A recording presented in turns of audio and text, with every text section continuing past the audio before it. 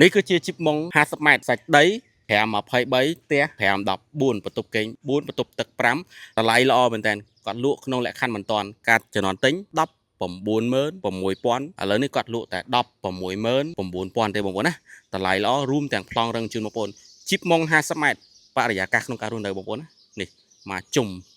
ខាងនេះវីឡាបែបនេះហើយខាងនេះជាប្រភេទវីឡាតូលហើយជាក់ស្ដែងផ្ទះយើងអានេះគេហៅថាវីឡាភ្លោះហើយផ្លូវធំទូលាយបរិយាកាសក្នុងការរស់នៅគឺអ៊ូអរហើយបើនិយាយពីសំណង់វិញបងប្អូនជីបម៉ុងគឺបើក្នុងចិត្តខ្ញុំឲ្យ the best លេខ1សំណង់និងរចនាបថដេកអីស្អាតពិសេសតែម្ដងឥឡូវយើងមើលផ្ទះជាក់ស្ដែងសាច់ដីជាក់បងប្អូនម្ដងទៀតគឺ523នេះសល់ពីមុខនេះវា7ម៉ែត្រមានយ៉ាបមានដបូលអីហើយស្រាប់បងប្អូនណាគាត់លក់ខាតទិញពីក្រុមហ៊ុនមកវា196,900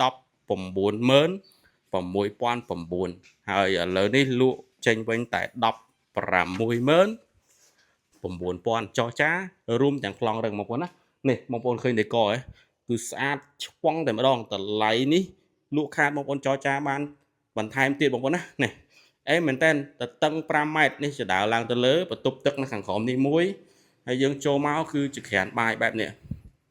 អេបងប្អូនណាអេតម្លៃល្អបងប្អូនទិញភ្លាមចូលនៅមានដេកស្រាប់បានតម្លៃល្អចរចាបន្ថែមទៀតបាននេះសល់ពីក្រោយបងប្អូនណាអេមែនតើទឹកដីជីបម៉ុង50ម៉ែត្រនេះគឺវាគៀកជាមួយនឹងផ្លូវ50ម៉ែត្រភ្ជាប់ទៅ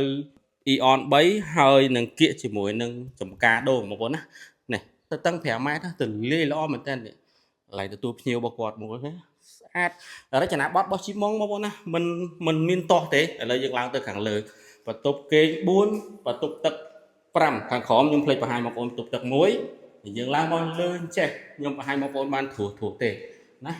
យើងឡើងមកដោយសារគាត់នៅអញ្ចឹងខ្ញុំអាចបង្ហាញបងប្អូនបន្តិចអានេះបន្តិចទៅនេះចាប់បន្តិចនេះបន្ទប់គេងគាត់ប៉ុណ្ណឹងបងប្អូនណា